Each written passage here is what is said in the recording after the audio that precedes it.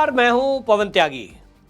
मोदी जी का डंका इस समय पूरी दुनिया में बज रहा है और पूरी दुनिया में मोदी मोदी के नारे गूंजते हैं जब कभी मोदी जी वहां जाते हैं, चाहे वो ऑस्ट्रेलिया हो, फिर चाहे वो अमेरिका हो, फिर चाहे वो मिस्र हो, फिर चाहे वो दुनिया का कोई भी देश हो। हमने देखा कि मोदी जब जाते हैं उनका इफेक्ट ऐसा है कि कोई पैर छू रहा है, कोई उनको बॉस बोल रहा है, कोई अपनी कुर्सी छोड़ दे रहा है।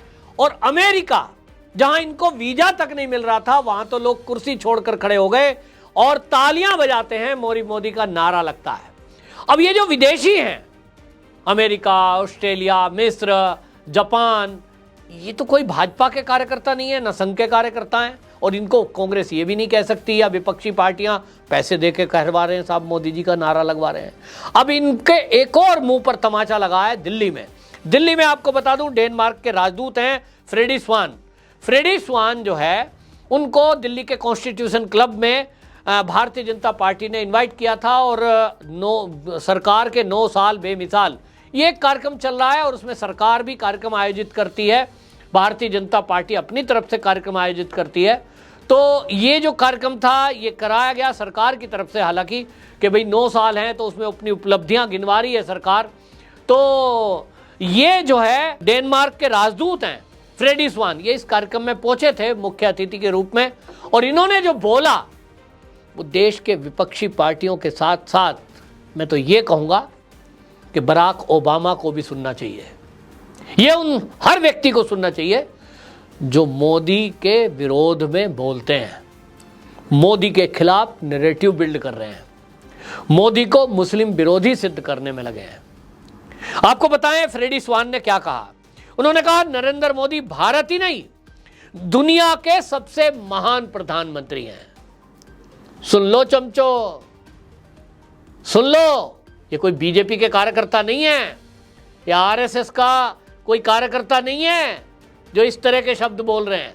और उन्होंने आगे क्या कहा, उन्होंने कहा जो आलोचना करने वाले हैं उनको, बाकायदा मैं कोट कर रहा हूं, बराक ओबामा के लिए ये सुनने लायक बात है जो इन्होंने फ्रेडी स्वान ने कहा। उन्होंने कहा आप प्रधानमंत्री मोदी की आलोचना कर सकते हैं, परंतु आपको देखना चाहिए कि वह किस हद तक राष्ट्र को समर्पित हैं। मोदी ने इस विविधता भरे देश को एक सूत्र में बांध के रख दिया है, यह बोला है। डेनमार्क के राजदूत के द्वारा बोली गई ये लाइनें पूरे इस देश के विपक्षी पार्टियों के मुंह पे करारा तमाचा है और ये उन लोगों के मुंह पे भी करारा तमाचा है जो मोदी को एक कम्युनिटी, अल्पसंख्यक विरोधी, लोकतंत्र का हत्यारा, मीडिया का हत्यारा, ये सब जो वर्ड बोल रहे हैं, ये उनके लिए भी करारा तमाचा है कि वो समझें। एक विदेशी नागरिक जो भारत में बैठा है, राजदूत हैं, उनको समझ में आ गया कि मोदी जी कर क्या रहे हैं और ये सबको समझ में आ गया। आज डाटा है भाई, ये कोई हवा में बात नहीं है। मैं कोई मोदी जी का, पार्टी का, बीजेपी का कोई कार्यकर्ता थोड़ा ही हूं, लेकिन जो डेटा है वो डेटा झूठ थोड़ा ही बोलता है। मोदी जी ने अगर 2 करोड़ लोगों को फ्री में मकान दिए हैं, भाई देश की राजधानी दिल्ली जहां पूरा मीडिया बैठा है, मैं चुनौती देता हूं, जाइए जरा कालका जी में जो 3000 फ्लैट दिए गए, वो 3050 फ्लैट जो दिए हैं, एक फ्लैट की कीमत 40 लाख के करीब है मार्केट वैल्यू, पत्थर लगे हैं वहां। और वो जो फ्लैटों की चाबी दी गई है उसमें जाइए जरा, पूछ के आइए किस किस जाति के लोग हैं, पूछ के आइए कि वहां मुस्लिम कितने हैं, तो आपको पता चलेगा कि मोदी जी जो 2014 के बाद से काम कर रहे हैं, वो केवल जो वाक्य बोल रहे हैं ना, सबका साथ, सबका विकास, सबका विश्वास और सबका प्रयास, वो केवल एक नारा नहीं है, वो मोदी जी का चरित्र है। और मोदी जी नहीं, बीजेपी का चरित्र है। भारतीय जनता पार्टी, जिसकी मात्र संगठन यानी मां आरएसएस है, राष्ट्रीय स्वयंसेवक संघ। राष्ट्रीय स्वयंसेवक संघ की यही विचारधारा है। भले ही कांग्रेसी उसको कितनी बार बदनाम करें, भले ही इमरजेंसी में, आपातकाल में इंदिरा गांधी ने उसको बैन कर दिया और आरएसएस के जो स्वयंसेवक थे उनके नखून तक नोच लिए गए, खाल नोच ली गई, महिलाओं के साथ अत्याचार किए। दत्तात्रेय होसबोले जी हैं, सहसर कारवा जी, उन्होंने बाकायदा पांचजन में लेख लिखा है, पढ़ें तो आपके रोंगटे कांप जाएंगे। कैसी यातना कांग्रेस ने दी है, कहीं उसकी चर्चा कोई नहीं करता, मीडिया ने कोई कार्यक्रम नहीं दिखाया। आप पढ़ें। राष्ट्रीय स्वयंसेवक संघ का स्वयंसेवक क्या इस देश का नागरिक नहीं है? क्या उसको आजादी से रहने का अधिकार नहीं है? लेकिन कांग्रेस ने सोची समझी एक राजनीति के तहत, एक षड्यंत्र के तहत आरएसएस को, हिंदूवादी संगठनों को, सनातनियों को हमेशा टारगेट किया। और इसीलिए मोदी के प्रति उनकी नफरत है, क्योंकि मोदी आरएसएस के स्वयंसेवक हैं। उनको यही प्रॉब्लम है कि भाई ये मोदी आरएसएस का स्वयंसेवक, हम तो इसको कुचलने में लगे हुए थे। कांग्रेस की चलती तो मोदी आज जेल में होते, कांग्रेस की चलती तो आरएसएस इस देश में होता ही नहीं। और कितने एक बार कांग्रेसी ने और राहुल गांधी ने खुल के कहा है कि सोचिए, मतलब ये कांग्रेसी लीडर राहुल गांधी भी उसकी तुलना किससे कर रहे हैं? आईएस से तुलना कर रहे हैं, कभी आतंकवादी संगठन से तुलना करते हैं। लेकिन आज दुनिया की महाशक्तियां ये समझ रही हैं कि राष्ट्रीय स्वयंसेवक संघ का स्वयंसेवक, जिसको बचपन से ये गुट्टी पिलाई जाती है शाखा में कि राष्ट्र सर्वोपरि, मातृभूमि ये मां, इसके लिए मैं क्या करूं? नमस्ते सदा वत्सले मातृभूमे त्वया हिंदू भूमे सुखम वर्धितो हम। मैं क्या कर सकता हूं मातृभूमि की, उसके लिए रोज नमन करना। और ये आज दुनिया के देश समझ रहे हैं कि एक ऐसा प्रधानमंत्री देश में पहली बार आया है। विविधता भरी बात जो बोली है ना इन्होंने, फ्रेडी स्वैन ने, कि ये जो आलोचना करने वाले लोग हैं उनको समझना चाहिए कि मोदी ने इस विविधता भरे देश को एक सूत्र में पिरोया है।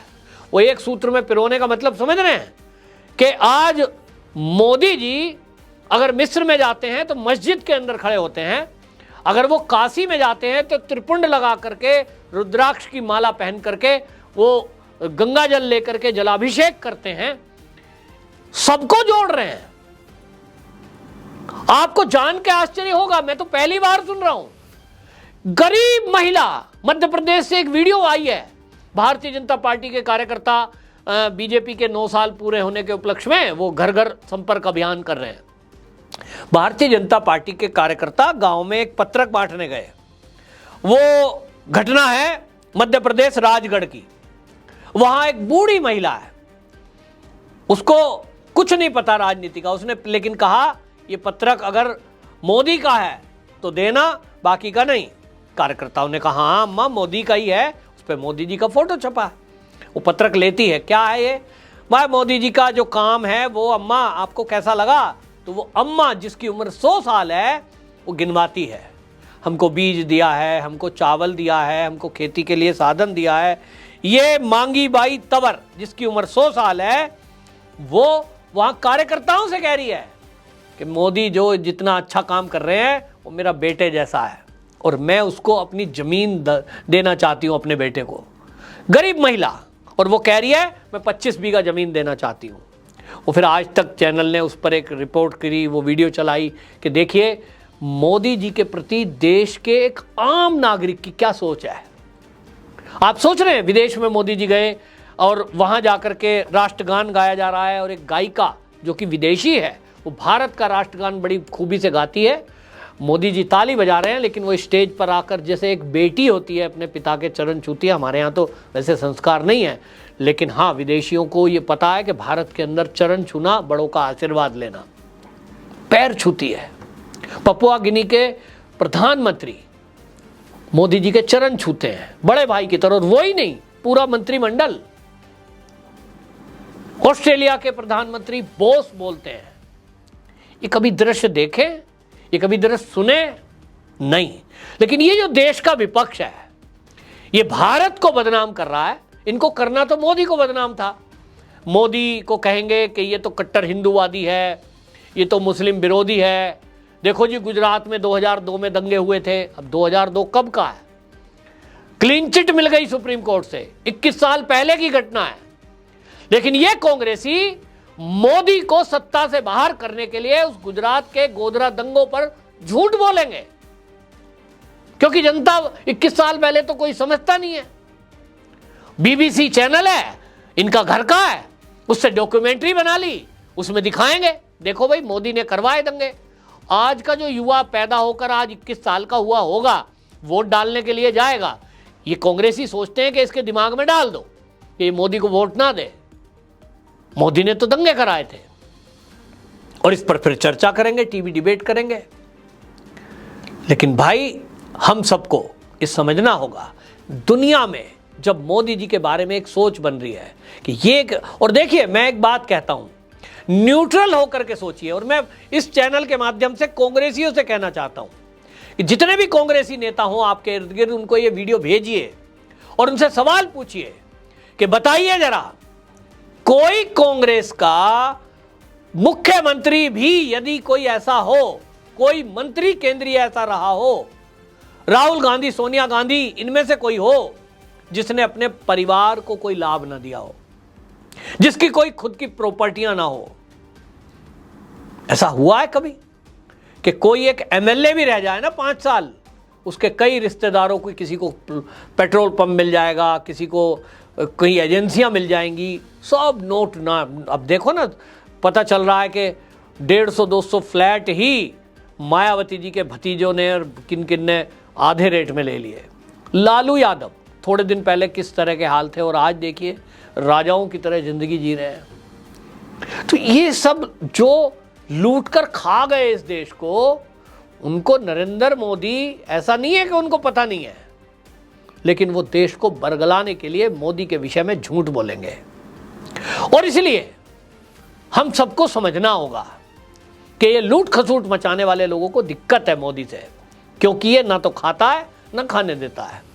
आपको और हमको तय करना पड़ेगा कि इस तरह का जो प्रधानमंत्री मिला है, जिसकी तारीफ भारत में भले ही इतनी ना हो रही हो, हालांकि हो रही है। ये जो विरोध करने वाले ये कितने लोग हैं, दल बल के साथ मिला लो तो सब वही हैं जिनके ऊपर ईडी और सीबीआई के केस चल रहे हैं। बाकी जनता आज मोदी जी के फैन है, दुनिया फैन है। और इसलिए तय करिए कि ऐसा राष्ट्रभक्त, ऐसा ईमानदार, ऐसा सच्चा सनातनी देश का प्रधानमंत्री पहली बार हमारे बीच आया है, हमारा सौभाग्य है।